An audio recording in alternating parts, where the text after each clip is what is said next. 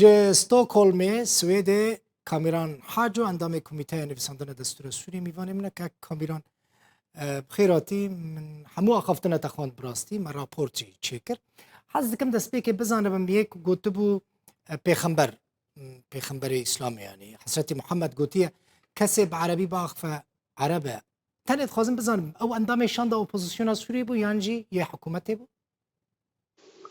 بله سپاس نخیر شانده اپوزیسیون تشکی ولو نگوتنا یعنی برو واجی وینا ام دوی مثلا مافی کرده دا اره بلکی هنک دیتنه جدا هبن بس بگشتی پیرنا به مافی کردارنا یگو لسر مثلا عربیتی یعنی عروبت گرکی راوستا شانده حکومتی بو و هنک جی جواتا سیویلی بسر شانده حکومتی جا اویگو او مثلا آنی حدیثا پیغمبر او شانده دولتی باشه که کامیران ده مثلا درباره پرس عروبت سوریه ده تو جداهی ده نافبرا هر دو شاندان ده هیب اوایی که جدی یعنی نافبرا اپوزیسیونه و نافبرا حکومت ده يعني لسر ناسنامية سورية عربي مثلا جمهورية العربية السورية إصرار بون هيا لسر نافيكو العربية بمينة جبركو من بالا خداي أخافتنا تا براني لسر وي خالي بو يعني بنافي عروبته ظلم لكردان هاتا كرن السوري بله راستا يعني اساس رژیم یگو گلکی رشد السروینا بگومان هنک بلکی ناو اپوزیسیون دجیان رکبریه دجی هبن او جی يعني علي واي دجی عروبی دیارا ناو شیرن هنک اولوژی هنا گو جوارن پرسگری که گزیده لی اگر ام نلور بن احتمالا براحتر او رژیم الهبدو بكن سرلام مشارع اللي هبونا كردا وهبونا جواكا نافلتوي ونشغل دستورك الديمقراط تين بيساندن ايدي از بهورم ويل سرفي مسئله گلك اخافتن چيوه لقلو ام خوب خوامي كاربن بك هنا تشتكي او نا جهه پرسيا از بهورم پشگیریه که نافلتوي جوه مسئله لازمه يعني خو نبتني ذي مسألة تتقلق مسألة ديجة سوري قلقي زحمتها دستور كانو الجور بيفاني ديمقراط والجور بيفاني نافلتوي بين لسان كاميران مثلا دزانم دناوا هجمارة كمزن يا أوبوزيسيون سوري ده لآليدن حكومة سوري هندو كسن دناوا بناوي كردان لوي داري دا آخفن باري وقلقي قرانه بطايبتي باري ده حتى قال لك كاس مراد بيجن دل بخين براستي دلي ما به كاميران حاجو دشوته چاو دكارد نافا اوقاس كسدا ما في كردان بباريزه تو آلية كهيا كو پشتگيريا وبكال الدربة تو آلية كي ناف دولتي بله يعني ام ناف دور دجي هنا براسي ناف ركبريه دهانا ناف جواتا سيفيل دهانا نهم ابتني صورت بولو قل كي طاريه جو چيكسي جو هاتيه ويدري دجي كردايا ودجي مافي كردايا وصورت نولويا يا دي جدربا بله يعني ام ريجي وبلكي جدسبيكا كوميتان نبيسانا دستوري وحتى بري بيجي ام هرقاف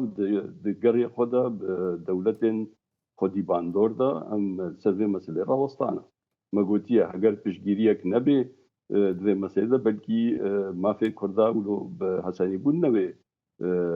بدست خستن و ام هیویا پشگیری جواد کن سوزا ددن و براسی ام دزانن به عالیه يعني هر کسک به عالیه خورا داخل سلوه مسئله يعني چه کسکی به عالیه رکبریه و بیان به عالیه رژیم و به واره داخل سر پرسا کردی و هیا مجی هایج يعني تی گوهما به چی جواره تی گوتن یو کم گوتی يعني پرس نه هم ابتنه پرسا کردیه گلگی زحمتا وبروسيس تبدا وتبدا ديت يعني ما ابصالك وسيشار ما دشنو تنجي تشتكنا بويا وبيدرسون فيجاري هناك بهيفي بونجي نشان دا اگر ولو بيام نقارن دوام بكن يعني بقشتي دقه دوركي كسب كسي وناشي اگر جدرفا لهفكرنك نبي سلبي مسألة از نبا ورم غسوري بتاني خوب خو كاربن شي باشا والهفكريه اوبوزيسيون کو بریارین ورن ستاندن لگور هجماران به یان جی بریارین توافقی به يعني تاني دناف مدى يعني دناوا ودا دناف مدى ما قلت يا دويل هفكرين به نم مثلا دنگداني وادي يعني جبرقو اگه بو دنگدان ممكن زورا ما هريد وردا ام جروجا روج دا دانوستان ما باويل گول گرك الهفكرنا به ام اني نوي خالي قلت نا ذيولو به هنگي هلوستا كما يدي هون هالوستا ويا دن يعني احتمال هون جناوا كوميتيه دستوري دكشن دركبن زاني حتى ام بريارك اولو بصين قالك عقل جيردي لا عقل جيردي نبتني يعني مثلا هزن ناونتوي وقتی تنلور به نکردن تشتکی اشتره بکن هگر گارانتیه که دوی پروسیس ده ها به مروف کاری تحمل بکه لی هگر ناولا و ما بنور و پاشی و دستوره که سر کفا خون ویسنون مافی کردات دینا قد گرکا دملاتی ما بهرو که نه ام خود دینن وکا انجومن ام ببختی که اولو الملاتی خود کرد كاميران بحثت تذكر مثلا جبنا مالك ناسكري بنا مال حاجو الجهة كي قال لك جرينكو حساسينها يعني قدر خلقي السوري وقدر كردان دوي كونفرنسي دا تي قوتو بيش كرن كوميتي دستور السوري دا وقتا وكاميران حاجو اگر تديد ما فين كردان لوي داري بدست ناكبه قال لك كونفرنسي ناف دولتي تشي بونه تزاني 6 ساله در باس بويده احتمالات بكشيش فيها كي يعني ببيجي اس قبولناكم كتب بخين براسي از بناوي بشكي جرينجي كردال ودريما از بناوي انجمن الودريما وحتى جمتي از دخوازم ما في كردال ور بدس بخمنا ما في انجمن يعني ما في هيزكي دي سياسي هگر هات وما في كرداتي دنم بيوسنا كي از بم يعني كي دي بي ممكن نينا نا انجمن قبول كنا از قبول دكم نا كذا قبول كي لسر خو هري ببي شاهدي يعني ببختي الملاطي خو ممكن نينا بنا سر استا كسايتي بي يعني سر استا وكم قلتي دزجه مي سياسي بي ممكن نينا ام دوام بكن وامي صدي صدج ودي فاكشن باشا هون دفكرن ما بس من آلية كردي دفكرن كو آلي كي دنجي بشتاري وببا مثلا ريبا بريا خسر لجمع روجا پیشیده ما گوتی مشکل نه الجمع يعني كرد چقا زیده بند دوا اوی ناو نتویده و باشتر به يعني گرانیا واجی و باشتر به ته گریک الجمع نینه يعني ام كيف خوشن گو هنه دیل بده باشتر بن کی به بری به خلقه کی دی به ام کاربن اوای کی کردال و دیج مارا زیده به ته اوامل سرنینه ته ویتو امر سرنینه هجمارة وكما يعني نلكوري ريجيا كردان السوري مثلا